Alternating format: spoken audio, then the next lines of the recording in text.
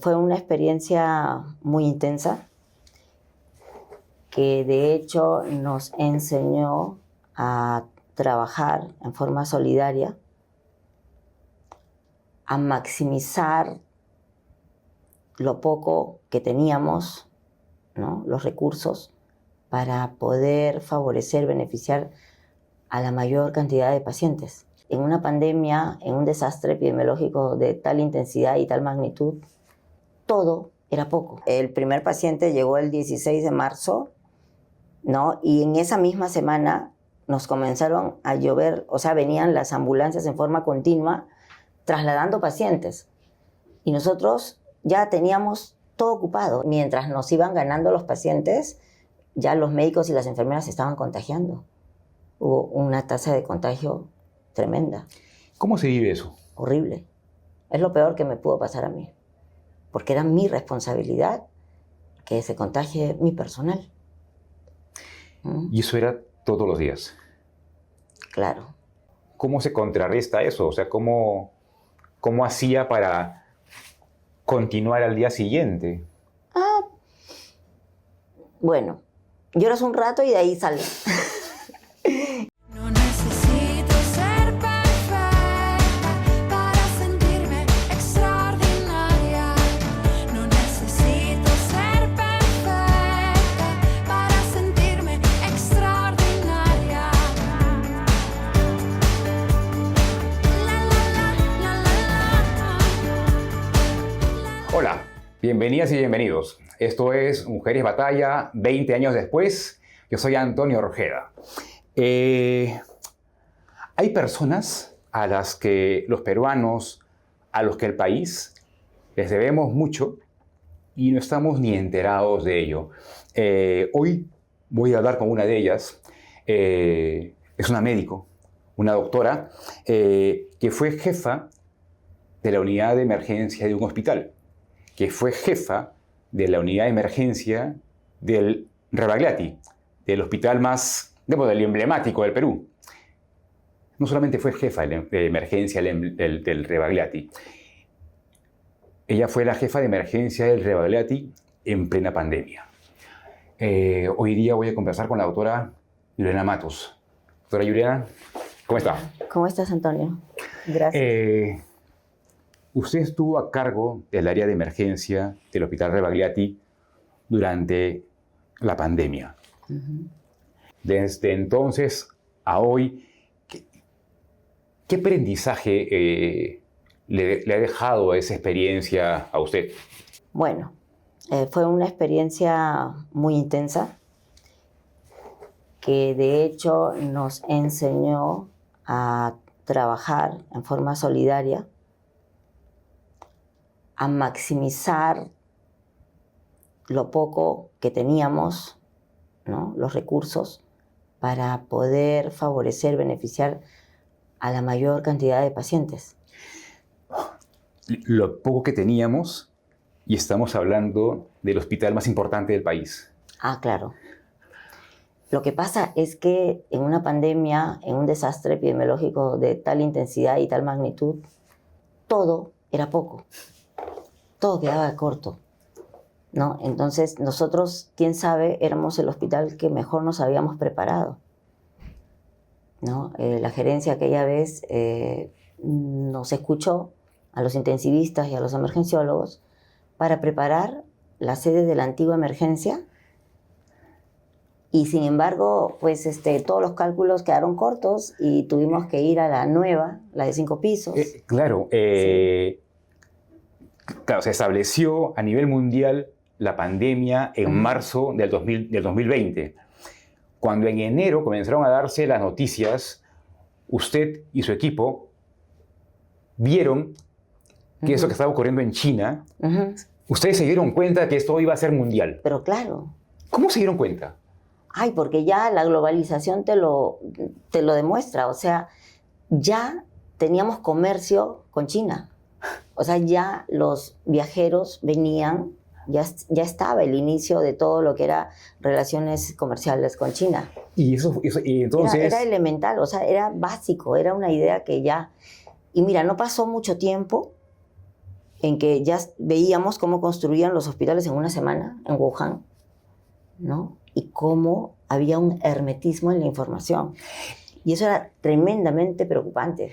Justamente, y justo la antigua área de emergencia, el Revalati, ahí ustedes deciden convertirla en un espacio para recibir a las... De aislamiento total, ¿no? Con los sistemas de presión negativa, todo especial para casos de SARS, o sea, de contaminación respiratoria severa, ¿no? Ustedes querían estar preparados con eso y en una semana... Y no, o sea, el primer paciente llegó el 16 de marzo, ¿no? Y en esa misma semana nos comenzaron a llover, o sea, venían las ambulancias en forma continua trasladando pacientes. Y nosotros ya teníamos todo ocupado. Eran solamente 12 boxecitos de UCI, un box de trauma shock, ¿no? Y 2 salitas chiquitas, ¿no? Que no alcanzaban para más de 30 pacientes. Usted es una de las protagonistas de Mancha Brava, las heroínas de la pandemia. Justo cuando el día que la entrevisté, usted me comentó esto. Anoche estuve coordinando hasta las 2 de la mañana. Fue una noche de terror. No podía dejar solo a mi jefe de guardia. Yo sé lo que es eso. Desperté al gerente del hospital, llamé a uno, a otro, porque tengo que brindar las condiciones para que esto no se venga abajo.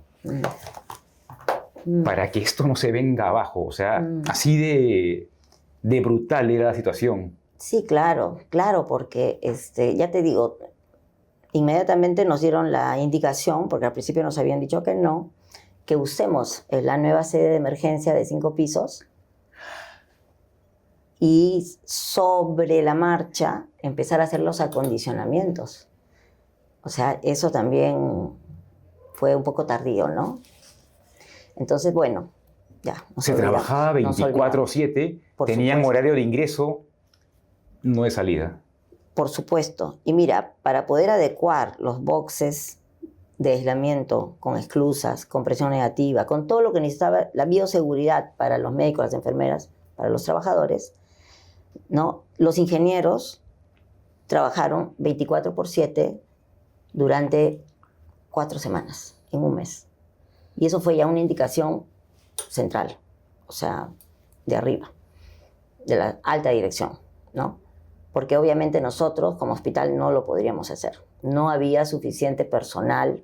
Acuérdate que todos estaban cuarentenados, era un terror, era un pavor. No había ni siquiera ferreterías, o sea, no había ni el recurso ni la materia prima para poder trabajar los boxes. Aluminio, vidrios, hacer los filtros, los ductos de presión negativa. O sea, era un tema que se tuvo que hacer ya con la alta gerencia, la presidencia ejecutiva y más arriba. Claro, como jefa de emergencia, su labor es servir de nexo entre la gerencia y el equipo, ¿no? Así es. Entonces, usted tenía que ver que hubiesen espacios habilitados para poder recibir Por supuesto. a las personas y a la vez que su personal también tenga todo lo adecuado para poder atender. Por supuesto, porque ya te digo, o sea, mientras nos iban ganando los pacientes, ya los médicos y las enfermeras se estaban contagiando. Hubo una tasa de contagio tremenda. ¿Cómo se vive eso? Horrible. Es lo peor que me pudo pasar a mí. Porque era mi responsabilidad que se contagie mi personal. Y eso era todos los días. Hasta que se generó eso y ya tuvimos las condiciones más adecuadas. Acuérdate que al principio tampoco habían los EPPs. Por el lockdown a nivel mundial, los proveedores mayores, tanto Norteamérica como China, ya no exportaban. Y me imagino que en paralelo también, ¿cómo sería su teléfono, su celular? Ah, no, mi teléfono sonaba 24 horas, o sea, sí. Yo todas las noches hacía guardia en mi casa, porque claro, yo llegaba a mi casa por un tema familiar, ¿no? Mi esposo no quería que yo me quede en el hospital. Pero bueno, yo hacía la guardia contestando el teléfono. Yo resolvía, hacía, disponía, ayudaba al jefe de la guardia. El jefe de la guardia no podía asumir tremenda responsabilidad solo. usted durante 6, 7 años fue jefa de guardia. O sea, usted sabe... O sea, Más tiempo, más tiempo. el jefe de guardia es aquel médico que toma el control del área de emergencia Y del hospital. y del hospital cuando ya se van los directivos. O sea, Cuando se van de noche, ¿no es cierto? O sea, esto es... Y un promedio de 12 A horas. partir de las 5 o 6 de la tarde, Ah, ya el jefe de guardia es la autoridad que representa al director del hospital. o sea, es igual, es una responsabilidad gigantesca. Tremenda. Cuando usted fue jefe de guardia, ahí sí tenía que estar en acción, ahí sí tenía que estar en atención al... Ah, sí, por supuesto, claro. ¿Qué- Asistencial. Debió haber atendido casos de igual, brutales, fuertes. Sí, hemos tenido de todo. En emergencia, una emergencia polivalente atiendes todo. Y, como usted me dijo, le encantaba. Sí, sí, la verdad que sí. Yo justo estoy cumpliendo 30 años de servicio y, bueno, 27 años han sido de guardias. De guardias. Yo me formé en emergencia, crecí en emergencia, trabajé en emergencia toda mi vida, teniendo la oportunidad de ir a otros servicios. Bueno, me quedé ahí. Le gustaba lo que hacía, era tan buena en lo que hacía que justamente le dieron la responsabilidad mayor, ser jefa del departamento de emergencia del hospital más importante del país. Bueno, me tocó, me tocó. La diferencia, pasar de algo que era pura adrenalina y le encantaba a algo que fue Más administrativo. más administrativo, pero ¿cómo es, no? En nuestra cabeza administrativo suena como que algo más plano, aburrido. En este caso, no, porque justamente en pandemia le tocó bailar con la más difícil, como dicen. Sí, sí, y lo interesante es que los jefes de departamento, como era yo en esa época, también tienen una labor asistencial, un porcentaje de horas de labor asistencial, y tenemos que estar siempre con los pacientes, con el personal, o sea, no podemos pensar solamente en papeles, ¿no? Eso es lo bonito de poder estar todavía en la labor asistencial, como jefe de servicio o jefe de departamento. Yo recuerdo que cuando la entrevisté a usted, claro, como todavía estábamos en pandemia, todo fue por teléfono. Cuando al año por fin nos pudimos conocer en persona, la fui a visitar al hospital, usted me hizo un recorrido por zonas, me mostró zonas que eran zonas de espera de público, bueno, de pacientes, y me contaba que eso en tiempos de pandemia estaba abarrotado de camas Improvisadas. improvisadas, ¿no? O sea, la palabra Adecuadas. es correcta, ¿no? Así O sea, es, adecuación. Ajá. o sea, tenía que ser ahí porque no había otro espacio. No había. Es que claro, o sea, el hall de espera de familiares y de pacientes con sus sillitas, ¿no? Todo eso se transformó en un gran salón de pacientes internados, hospitalizados con oxígeno. Es más, instalamos el oxígeno por tuberías para que allí mismo, en ese hall, tenemos los puntos de oxígeno que en cualquier momento eso se vuelve a activar. Pusimos un tanque de oxígeno líquido adicional al hospital. Eso lo puso obviamente la alta dirección, ¿no? Pero mira la necesidad que se tuvo que poner un tanque adicional. De nuevo, o sea, fue un trabajo 24/7. Usted, estamos en el 2025, recién hace unos días acaba de regresar de unas vacaciones de 15 días, sus primeras vacaciones largas desde entonces. Aún le deben 100 días de vacaciones. Sí. Más o menos. Esta entrega al prójimo, ¿no? O sea, usted la aprendió en casa. Bueno, sí. Sí, yo he tenido la influencia, me he criado en casa de mi padre médico, mi madre enfermera, que bueno, ya no trabajo porque nacieron los hijos y en esa época era así, ¿no? En esa época era así. Usted me está hablando de machismo. Su mamá era enfermera del Hospital del Niño. Del Hospital del Niño. Unidad Quemados. O sea, no cualquier enfermera. O sea, era una trome. Era una trome. Pero a consecuencia del matrimonio, a exigencia De la suegra. de la suegra, tuvo que dejar de trabajar para atender Para criar a a los la, hijos, para criar. a los hijitos. Y usted creció cuestionándola por eso. Bueno, sí. O sea, yo siempre pensaba que mi mami hubiera sido pues súper, ¿no? O sea, me hubiera encantado verla trabajar, ¿no? En realidad ya no lo vimos trabajar. Pero sí sé por sus amigas enfermeras que mi mami era muy buena. Trabajaba con el doctor Bazán Sender, que era uno de los mejores cirujanos en quemados que había en esa época, era de los pocos, el padre de la cirugía de quemados. Sí, y mi mami era muy, muy buena, muy bondadosa. De los 4 hermanos, usted es la única médico. Ah, sí.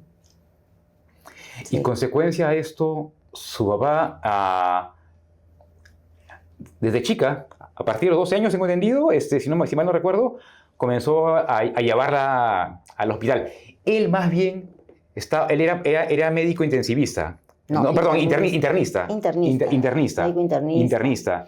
Fue Sí. jefe de Medicina interna. de medicina interna en el Rebagliati. Sí, muy Y- bueno también. Y usted la acompañaba a hacer sus recorridos. A veces, claro.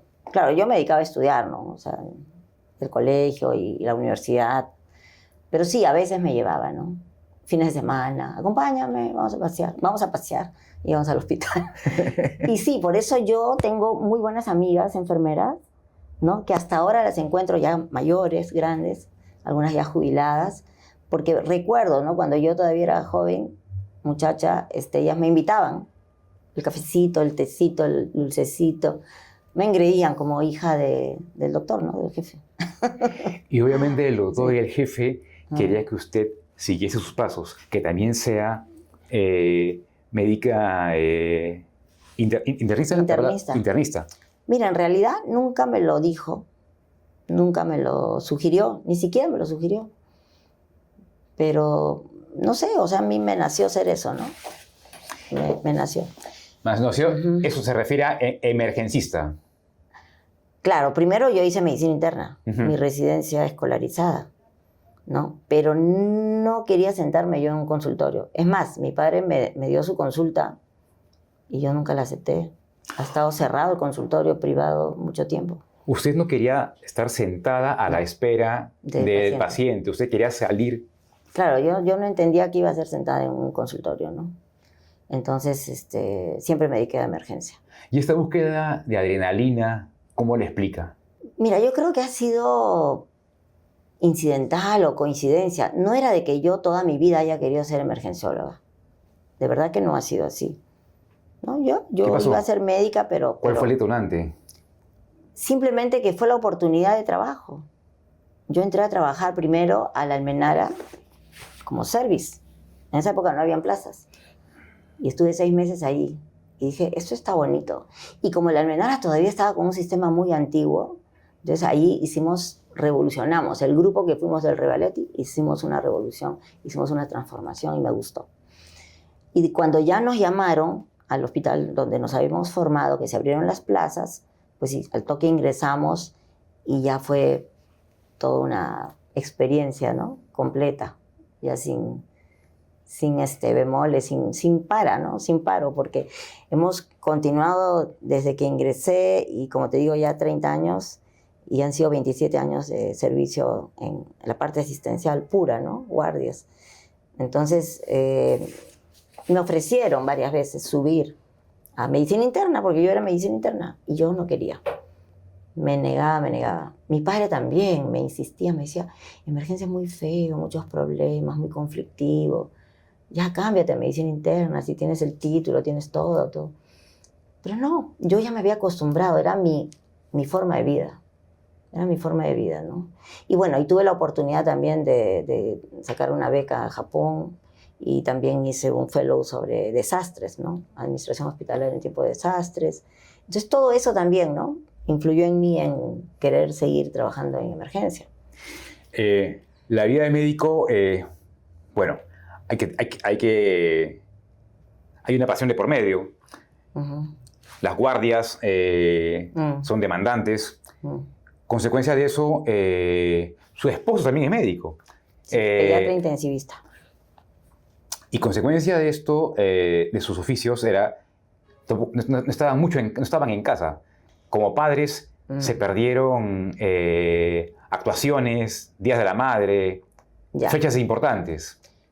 Mira, yo, Día de la Madre, siempre tenía que llegar. Y siempre tenía que llegar. O sea, yo me podía perder otras cosas, pero el Día de la Madre no. Y tanto así que cuando teníamos que ponerlos al colegio, a mi niña, a la mayor, ella tenía ingreso libre prácticamente, porque era muy buena desde chiquitita, en 2 colegios religiosos solo de niñas.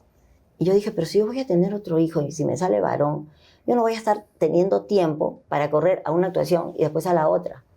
Porque yo veía casos así, en que la madre tenía que desdoblarse para ir a 2 colegios. Dije, no, colegio mixto. Y los puse en colegio mixto por eso, Ya. siendo yo de colegio de monjas y tenía ingreso libre a 2 colegios, ¿no? O sea, fíjate cómo influye, ¿no?, la decisión. Ahora, es cierto que hemos sido padres un poco ausentes, es cierto, pero mira cómo es la vida, nunca hacíamos guardia juntos. O sea, Ya, el día que le tocaba guardia, yo estaba en casa. ya. El día que a mí me tocaba guardia, él estaba en casa, ¿no?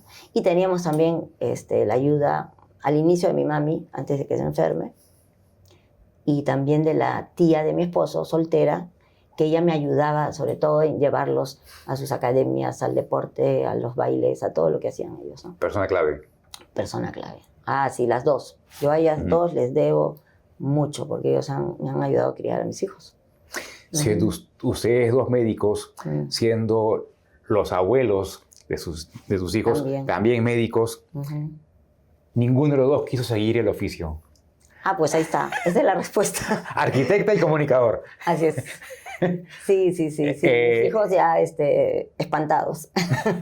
Espantados porque, claro, siendo la mayor súper estudiosa, primera de su promoción y todo.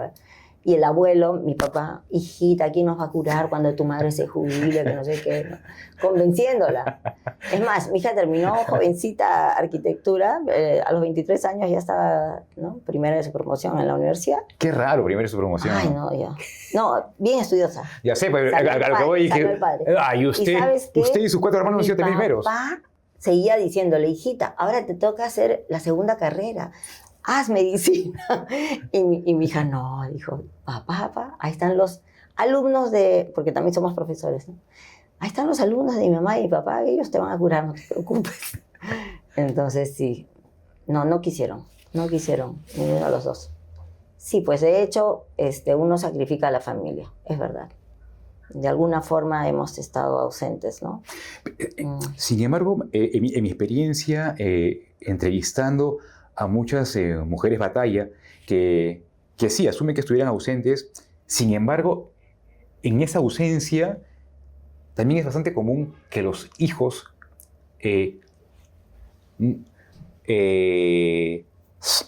saben valorarlo. ¿Ha conversado sobre eso con sus hijos? Ya hemos conversado ya adultos. Claro. Al principio ellos asimilaban, asumían, ya sobrevivían, ¿no? Claro. No podían. Sí, mi hija me mencionó a los 23 años, ¿no? Cuando terminó su carrera, ya estaba grande. Dijo, mamá, yo lloraba cuando tú te ibas a la guardia de noche. Me daba mucha pena. Alguna vez me habían dicho, mamá, ¿por qué no eres una mamá normal? Las mamás, mi hijo me decía, las mamás no trabajan de noche. Y yo, sí, pues. O sea, lamentablemente yo ya estaba en ese sistema y para mí era imposible salir. O sea, no concebía en mi mente salir de emergencia. Tanto que el día que me dicen, terminó tu turno en emergencia, se acabaron los guardias, se acabó la emergencia, yo sufrí demasiado. Y eso ha sido hace poco, en que me invitan a salir de la emergencia y ya me ponen digamos, en una posición más ejecutiva, ¿no?, administrativa pura. Entonces yo no aceptaba eso, ¿no? Y yo quería renunciar. O sea, yo me sentí incluso hasta ofendida, ¿no? O sea, ¿por qué me sacas de mi casa? Esta es mi casa. Pero bueno, pues, cosas del destino. Y entonces ahora me ves en escritorio. Pero bueno, tengo también una labor que me da la oportunidad de poder ayudar, asesorar a que se ejecuten proyectos de gestión a nivel de red. Correcto, pero siguiendo con la respuesta que me estaba dando, me dice usted, claro, que su hija le hizo esta reflexión a los 23 años, diciéndole, claro, que cuando Me era confesó pequeña que ella le tenía dolía, mucha pena. pero debo entender que a esa edad veía algo diferente, que había evaluado algo, no sé, que creí entender eso. No, claro, o sea, ella, como te digo, se enfocaba en sus estudios, porque era muy estudiosa, su deporte, su baile, o sea, era una chiquita que estaba 24 horas en actividad, era multifacética. Como la mamá, pues, justamente, ¿no? No. O sea, me refiero a 24 horas en actividad, justamente... Sí, o sea, ocupada, siempre ocupada. Es que eso es lo que me parece interesante, cómo a veces los papás, sin darnos cuenta, estamos enseñando más de lo que creemos, ¿no? O sea, en su ausencia, en realidad, no era simplemente que desaparecía, sino que no. para ellos estaría claro de que estaba saliendo para servir, para atender, ¿no? Sí, claro. Y obviamente haciendo la labor que le gusta, o sea, que cree que debe realizar. Claro, pero mira, yo también pues he sufrido lo mismo. Entonces yo sí me daba cuenta, pero ¿cómo te puedo decir? A veces uno dice, ¿y ahora qué puedo hacer? O sea, si mi vida es emergencia, ¿a dónde voy a ir? ¿Qué puedo hacer, no? O sea, yo ya no me hallaba en otro trabajo, ¿no? Entonces, pero sí, yo lo he sufrido con mi padre, porque mi padre era así, era hiperkinético, era trabajador puro, entonces en mi casa era mi mamá, ¿no? Entonces, yo recuerdo a mi papá Navidades o día de cumpleaños y le tocaba guardia, porque él también hacía guardia. Él también ha sido jefe de guardia, muy reconocido. Dejaba la emergencia vacía, sin pacientes. Entonces, por ahí llegaba una ambulancia y él todito de blanco y venía con la torta. O si no, yo yendo Día del Padre con mis hermanos, con mi mamá, llevándole los regalos al hospital, a la guardia, ¿no? Esa imagen. O sea, mi padre era así, era loquito del trabajo. Es la vía del doctor de la doctora. Sí, entonces yo saqué eso. Encontrar la manera de... Y claro, entonces como que yo decía, pero es así, o sea, no hay otra forma. Y trataba de mantenerlos ocupados a los hijos, ¿no? Y como te digo, con la ayuda de mi mamá, hasta antes de que se enferme, y luego la tía de mi esposo, ¿no? Que era soltera y tenía tiempo. Toda esa experiencia acumulada, obviamente, es clave, es necesario que sea volcada en alumnos. Usted es profesora, tengo entendido que son ya 18 años en la UPC.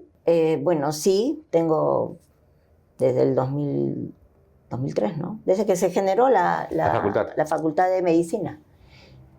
Y pero yo enseño desde que era residente. Yo he enseñado en la Universidad Nacional, donde yo me formé, en la Villarreal.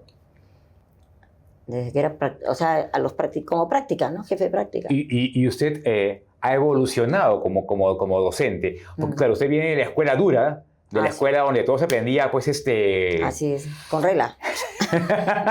En anfiteatros, las clases magistrales, claro, memorístico. Te tenías que comer los libros, claro. Hoy en día, ¿cómo es como docente? Ya, o sea, bueno, las universidades han ido cambiando, la metodología de enseñanza también, entonces todo es interactivo, todo se trabaja con simuladores, ¿no? Entonces en medicina se usan mucho las maquetas, los simuladores de baja, mediana y alta fidelidad. Se hacen escenarios similares a la vida real y a los alumnos se les enseña en esa situación antes del contacto con el paciente, ¿no? Entonces todo eso se ha estado trabajando, ¿no? Yo he enseñado en 4 sitios, o sea, la Nacional, después he estado también en San Martín y después ya me quedé con la UPC. Y bueno, como te digo, yo trabajaba el tema cardiovascular de emergencia con una asociación americana, American Heart Association. Yo he sido instructora también, ¿no? Y también instructora de la Escuela Nacional de Emergencias y Desastres de Salud. Ahora, Yo soy la primera médico profesora de esa escuela. Con 2 enfermeras éramos las primeras mujeres en que hemos enseñado ahí. Como docente, vivimos en un país completamente informal, donde precisamente se crean facultades de medicina como jugando. O sea, cada año se están votando pseudomédicos. O sea, ¿cómo? Mira, es un tema delicado. Yo creo que las universidades han ido evolucionando.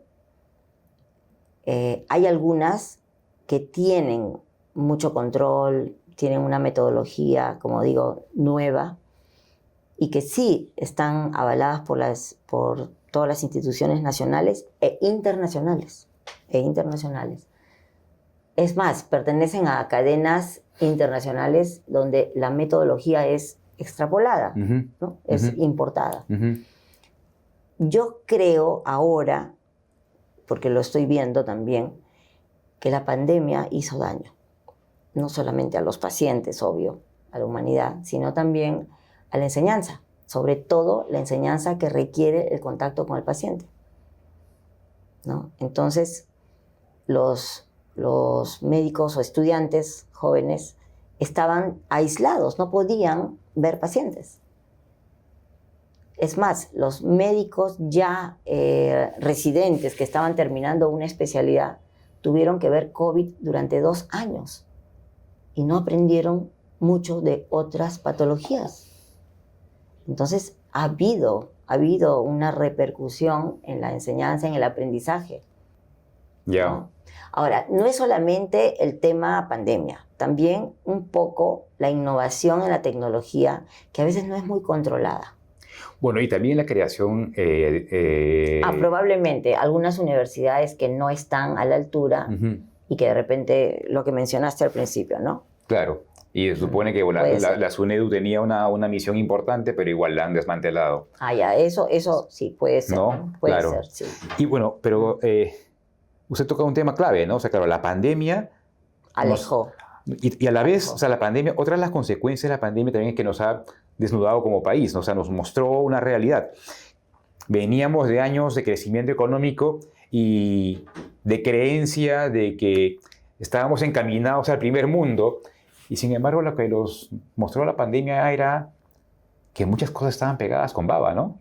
Claro, es que la macroeconomía es una cosa, pero luego la vida misma, ¿no? Que uno la está experimentando día a día, te dice todo lo contrario, ¿no? O sea, tú puedes tener un buen banco de reserva que te sostiene todos los, ¿no? Indicadores macroeconómicos. Entonces, vamos a decir, para el exterior estamos ok. No hay inflación, no hay recesión, pero fíjate cómo estábamos y cómo seguimos en salud, educación, ¿no? Y lo básico, saneamiento. Claro, O sea, usted me decía, ¿no? Claro, estando a cargo del área de emergencia del hospital más importante del país, en una semana ya no se daban abasto. colapsamos y de inmediato tuvimos que entrar al edificio de 5 pisos, en las condiciones que se nos presentaron. Se contagiaron muchísimas enfermeras, muchísimos médicos. Gracias a Dios, y es lo que realmente yo rescato y es lo que a mí me llenó de tranquilidad, es que ninguno de ellos falleció. Se enfermaron, sí, pero ninguno falleció. Nadie de la emergencia, ni siquiera, vamos a decir, los terceros, porque habían personales, ascensoristas, vigilantes, personal de limpieza, que era personal clave, Ujú, ¿no? Laboratorio, etcétera. ujú, O sea, todos los servicios de soporte. ujú. Nadie, pero nadie falleció. Ese es mi único, vamos a decir, mi única tranquilidad, ¿no? Mi mayor logro, por decirlo así. Claro, Ujú. interesante porque en medio de las falencias, creo que a la vez también fue una prueba Ujú. del grado de entrega del profesional Sí. peruano. Claro que sí, porque, o sea, uno no puede entender cómo vencer el temor, el terror, no era temor, era terror a contagiarse, con pocos EPPs al principio, ¿no? Con la alta virulencia, ¿no? Y todo lo que se veía, ¿no? Y tú veías cómo morían los pacientes. Entonces, tenía que ser entrega, tenía que ser solidaridad. Es que no hay otra explicación. Vocación pura. Bueno, también vimos cómo algunos se fueron, ¿no? O sea, muchas personas que se aislaron aduciendo 1000 motivos y que no necesariamente eran factores de riesgo. Y por eso, fíjate, la central, la alta dirección de la institución, contrató pues 300 médicos jóvenes recién saliditos de las universidades. Muchos de mis alumnos entraron a contrato, el CAS-COVID, ¿no? Famoso, y ellos empezaron a trabajar. Y se les enseñó cómo tenían que hacer y ellos hicieron la gran labor con los que se quedaron médicos de emergencia, médicos intensivos, médicos internistas. Sí, porque yo creo que el 50% del personal se fue a su casa. De nuevo, ¿no? En medio de todas las falencias, en medio de todas las carencias, en contraparte estaba este talento, médicos jóvenes, ¿no? Que lo entregaron todo. Bueno, así es. Obviamente también de la mano con los experimentados, pero también se vio esa nueva promoción, ¿no? Sí, y es lo que yo valoro mucho, ¿no? La entrega. O sea, de repente recién aprendiendo a leer y escribir, como se dice, pero querían ayudar. O sea, no podían quedarse en su casa viendo cómo la gente necesitaban manos. Necesitábamos manos. Justo en el libro, en el Mancha Brava, Heroínas de la Pandemia, también incluimos una historia de una enfermera. Que ella papá policía, mamá era técnica de enfermería, y me acuerdo que ella había crecido visitando la comisaría donde trabajaba su papá, que lo veía, era un médico, un policía de los buenos, también de niña visitando la posta donde trabajaba su mami. Ella creció queriendo servir. Le gustaban ambos oficios, optó finalmente por enfermería, y cuando arranca el COVID, la mamá estaba en la primera línea, pero no quería que su hija también sea parte, porque le daba miedo. Claro. Y la chica, que ya había egresado, habló y le dijo: yo he elegido este oficio. Y le tocó, esas coincidencias, esto fue en Iquitos, le tocó atender a su abuelo. O sea, entre las decenas de pacientes, le tocó ver a su abuelo. O sea, de nuevo, ¿no? Y como ese caso, cientos, sí, ¿no? O sea, sí. Si bien la pandemia develó tantas falencias, también mostró un lado hermoso, ¿no? Sí, y eso yo lo he visto en emergencia.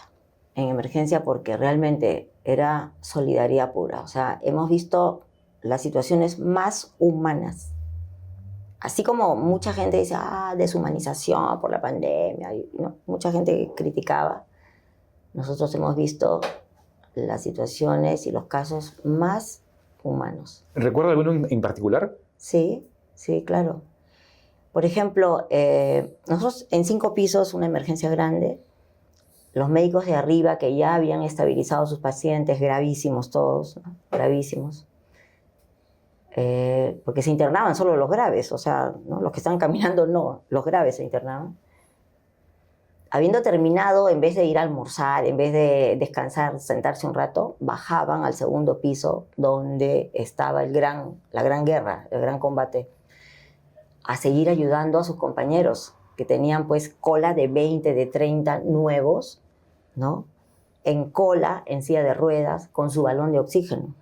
Tuvimos que tomar la decisión de hacer entrar, aunque sea los balones externos, que no teníamos control de calidad, no sabíamos si podíamos explotar con esos balones, ¿no? Era realmente decisiones que uno tiene que tomar, porque yo tampoco podía desconectarlos, ¿no? Estoy hablando de la primera ola, cuando todavía no tenía el nuevo tanque y el nuevo sistema, ¿no?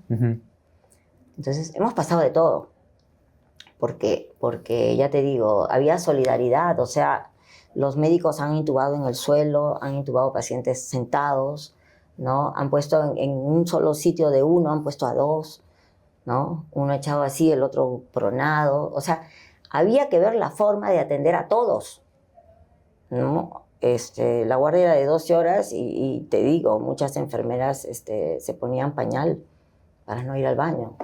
No tenían tiempo para ir al baño. ¿Cuántas horas dormía usted en ese entonces? Yo siempre he dormido poco. Entonces, yo estoy acostumbrada. Hasta ahora no tengo un sueño ¿Cuánto es completo. poco? Yo duermo 4 horas, 5 horas. O sea, siempre, como te digo, mi vida ha sido hacer guardias y tengo problemas de sueño. Entonces, para mí no era gran sacrificio, pero yo sí estaba contestando el teléfono a todos. Cosa que ahora no entiendo, porque ahora yo no contesto a nadie que no conozca.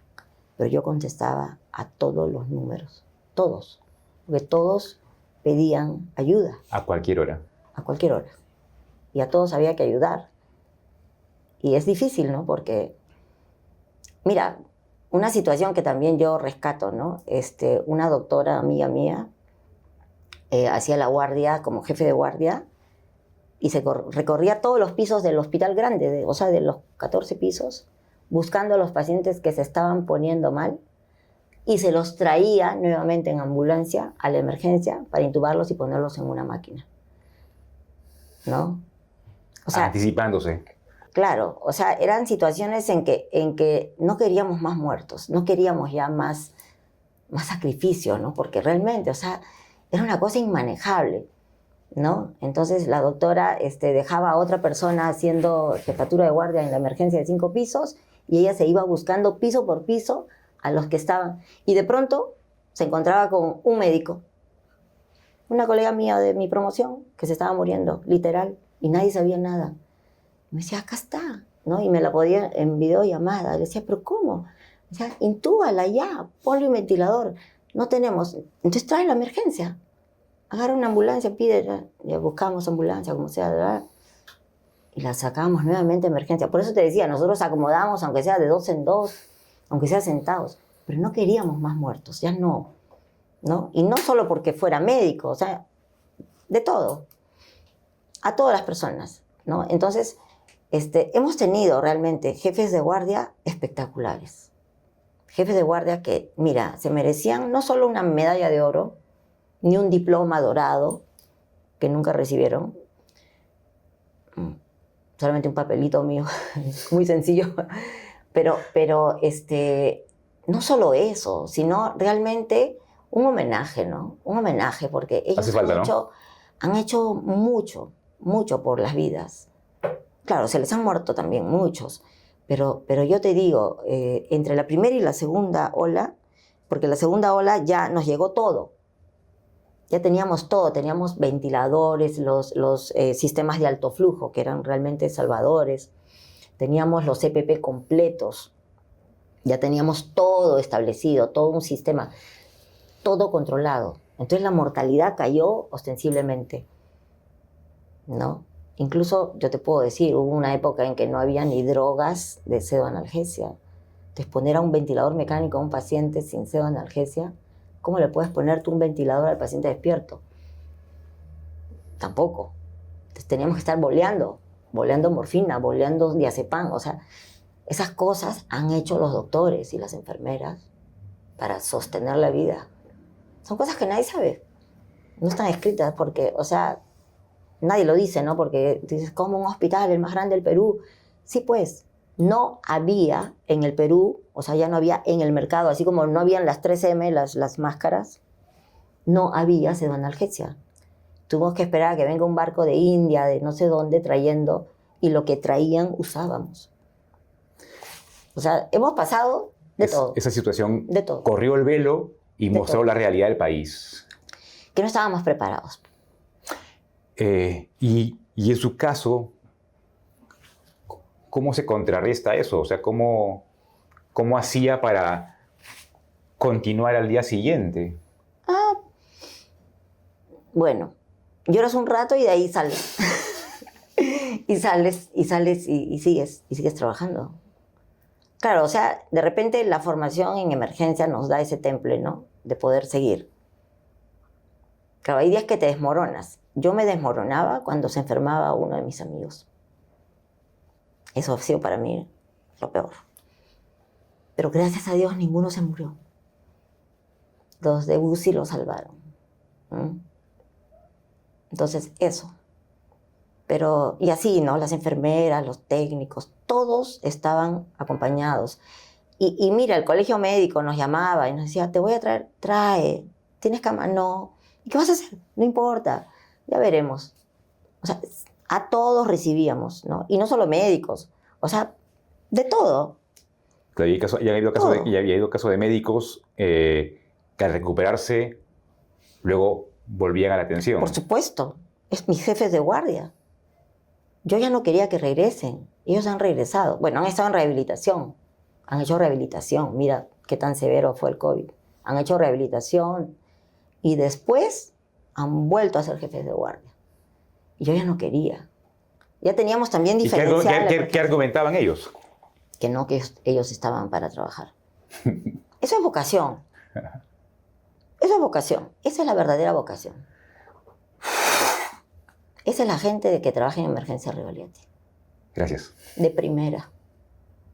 De primera. Y por eso yo siempre les agradezco. Cada vez que voy, claro, me pongo así, ¿no? Sentimental. Pero siempre les agradezco. Sí. Bueno, nuevamente gracias por la labor enorme que han realizado. Ellos son los verdaderos héroes. Pero bueno, eso estaba a la cabeza, pues eso estaba a la cabeza de 500 profesionales. O sea, cuando yo buscaba a quién entrevistar en la propuesta del libro, quería contar con una médico experimentada y di con su caso. Y cuando busqué fuentes para corroborar que usted era la indicada, todo el mundo me decía, ella es. O sea, la doctora dice una cosa y todos... Sí, sí, Esparta, o sea... La doctora sabe porque ella me ha acompañado en la pandemia. La doctora sabe. Mira, yo no soy tampoco como me pintan, que soy una malévola, maléfica, que tengo un carácter, ¿no? O sea, de verdad, uno hace el carácter. No me lo decían en el plan de que sea, usted gritaba, no, era que eso, que tenía, No, que tenía dónde mando, pues autoridad, ¿no? O sea, y la autoridad Mira. no tiene que ser, no se gana a los gritos. No, sin gritos. La vida te pone en la situación y tú tienes que hacer. Entonces, yo tenía que hacer. O sea, yo no elegí estar en pandemia, simplemente me tocó. Por supuesto, los altos directivos en algún momento dijeron, una mujer, no va a poder. Esa chiquita no va a poder. Hay que poner a uno más fuerte, más grande. Pero al final, oye, me dejaron. Y de verdad que yo era una pulga en el oído de los directivos, ¿no? Entonces ya te digo, o sea, en un mes teníamos los 60 boxes de las unidades críticas en el edificio de 5 pisos y los hicimos trabajar 24/7. Y yo era peor que nazi, porque yo estaba allí mirando y midiendo que realmente tenga la presión negativa. O sea, todo. Yo me volví una ingeniera, yo ya sabía todo eso. Que los 3 filtros, que no sean 2, que sean 3, ¿no? O sea, la bioseguridad para mí era vital, ¿no? ¿Y su papá, doctor, médico, qué le decía? ¿O qué le ha dicho sobre...? Mi papá pues ya estaba viejito, ¿no? Y él preocupadísimo porque me decía más bien que yo salga de ahí, ¿no? Entonces yo decía, papá, yo no puedo salir, no puedo. Es más, a mí ya me querían traer al otro edificio, ponerme en una... No, le digo, yo tengo que quedarme en la emergencia, ¿no? O sea, la gente que me conocía mayores me decían, ¿te vas a contagiar? No, le digo, yo como mis mandarinas, yo me protejo un montón. O sea, no. Es más, yo honestamente no he intubado a ningún paciente. Y todo el mundo lo sabe. Yo no he intubado a ningún paciente. ¿no? Usted hacía O sea, posible que sus colegas pudiesen entubar a pacientes. Claro. Yo les daba la chamba. Yo les hacía intubar. No, o sea, yo trataba de que tengan las condiciones. ¿No? O sea, lo que pasó en la primera ola que nos tomó desprevenidos no se repitió más. Después tuvimos todo y todo fue muy bueno y de verdad que, como te digo, bajó ostensiblemente la mortalidad y todo mejoró. Fue una organización muy buena, gracias al soporte de los directivos. Pero como te digo, al principio no confiaban tampoco en mí, me iban a cambiar y al final pues tuve unos jefes de servicio espectaculares que me ayudaron, los jefes de guardia, mira, los mejores realmente, las jefas de enfermería, las coordinadoras, ¿no? La señora Carmencita Pereira, que es lo máximo, ya está jubilada, ya se retiró. Con ella hemos trabajado, con ella hemos ido a presidencia ejecutiva a tocar la puerta y decir, me hacen esto. Hemos exigido, o sea, ahí saqué el carácter, ¿no? Hemos exigido porque decía, si no, todos se van a morir y usted va a ser culpable. Usted nos pone esto, ¿no? Entonces, así. O sea, así como cuando uno reclama, así reclamaba yo.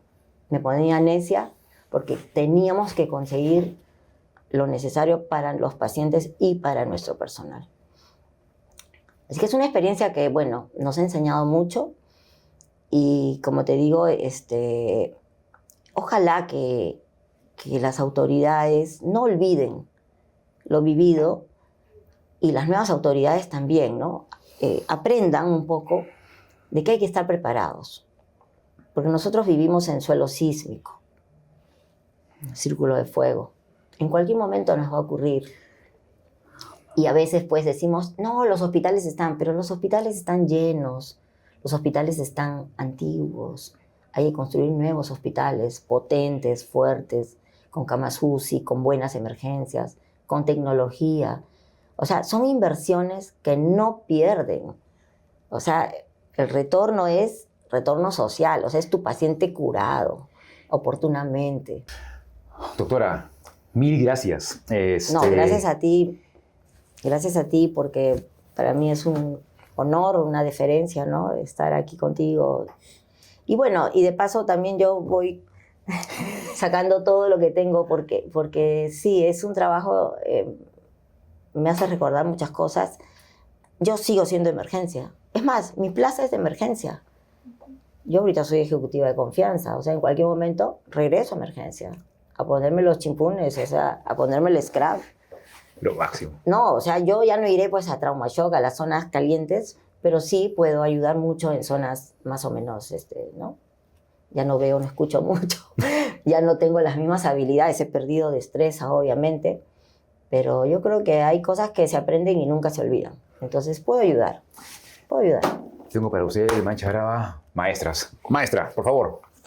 Ay, muchas gracias. Qué lindo, qué bonito, qué lindo, qué lindo. Ay, sí. No, realmente acá en el país tenemos mujeres de impacto. Elsa del Castillo la conozco. Es lo máximo, lo máximo. Sí. Yo soy bien amiga de Gabriel, de su hermano. Somos amigos, sí. Bueno, sí. Gracias. No, gracias a ti porque la verdad las mujeres necesitamos siempre un refuerzo, ¿no? Estamos en una sociedad todavía un poco machista. Bastante. Un poco machista, ¿no? Entonces, si bien es cierto que dirán, oye, pero una doctora con tanto tiempo, pero sí hay machismo, hay bullying también. Entonces, tenemos que reforzar a las niñas, a las adolescentes, a las jóvenes, para que sean fuertes y que aprendan lo que a ti te ha preocupado y que yo también me doy cuenta que de repente fallé, ¿no? Poder compatibilizar la vida de hogar con el trabajo. Uno tiene que aprender a compatibilizar, a darle tiempo a ambos, porque ambos son importantes. ¿Cómo entender, para terminar, justamente la pandemia nos ha demostrado la importancia del avance de la ciencia, o sea, de apostar por la ciencia? Sin embargo, ahora tenemos autoridades a nivel mundial que más bien le cierran puertas, cortan presupuestos en ciencia, en educación, ¿no? Lo vemos en Estados Unidos, lo vemos en Argentina. ¿Cómo entender eso? Ahora abundan los antivacuna. ¿Cómo entender eso? Mira, es irracional. Es irracional. O sea, no hay motivo ni dogmático, ni religioso, ni moral. O sea, no. Es totalmente irracional oponerse a la vacunación cuando estamos viendo, ¿no? Estamos viendo lo que ha pasado. por falta de atención primaria, que eso fue un grave error acá en nuestra sociedad, cerraron atención primaria, entonces volvió polio, volvió difteria, o sea, volvieron las enfermedades ya erradicadas, ¿no? O sea, hasta sarampión, todo está volviendo. No te hablo de la tuberculosis, que ya es pan de todos los días, ¿no? Mañana, tarde y noche. Pero enfermedades erradicadas. Un país que brillaba justamente por su talento, su capacidad para vacunar a nivel nacional. Claro, claro. Entonces, ese fue un error. Pero fue un error precisamente porque no teníamos, digamos, el sistema ensamblado para temas de gran envergadura. Claro, y además, De ¿no? gran envergadura. O sea, usted es creyente, me dice, y sin embargo hay dogmas y más bien hay iglesias que impiden que sus devotos, las personas que creen en sus ideas, más bien se alejen, nieguen la ciencia. ¿Cómo entender eso? Mira, Educación. yo, como te digo, yo soy católica, yo he estado siguiendo mucho al Papa Francisco y los papas actuales son modernos, son gente muy inclusiva. Más inclusivo que el Papa Francisco no ha habido, ¿no? O sea, pensar en dogmas, en principios cerrados, irracionales, y no ver el mundo, o sea, no conduce a nada bueno, ¿no? No conduce a nada bueno. Entonces, yo creo que lo que tiene que primar es el buen raciocinio y la buena voluntad. Si unimos esos dos principios básicos, se puede tener una sociedad sana, ¿no? O sea, no es solamente el intelecto, sino también la buena voluntad, el buen espíritu. Tiene que haber ambas cosas. Difícil en este Ambas país, cosas. ¿no? Porque las autoridades están en otro planeta. Ay, sí, pero algún día lo lograremos. Algún día. Yo tengo fe en que algún día tendremos la opción de salir del hoyo, ¿no? Y que nuestra gente sea sana, que esté controlada, ¿no? Y que podamos tener también una educación bien estable, ¿no? Y que tengamos gente bien formada, ¿no? Entonces, no quedarnos en indicadores. Los indicadores no siempre muestran lo que realmente está sucediendo. Bacán, doctora, ya hay que cortar esto, ya tenemos que terminar, me quedaría 3 días. No, ya nos vamos. Tenemos una reunión ahorita. Bueno, esto ha sido todo por hoy. Ya saben, nos vemos este martes que viene al otro. Si les ha gustado, denle me gusta, compartan, porque escuchar, ver a mujeres batalla como la doctora Juliana Matos hace bien. Chao.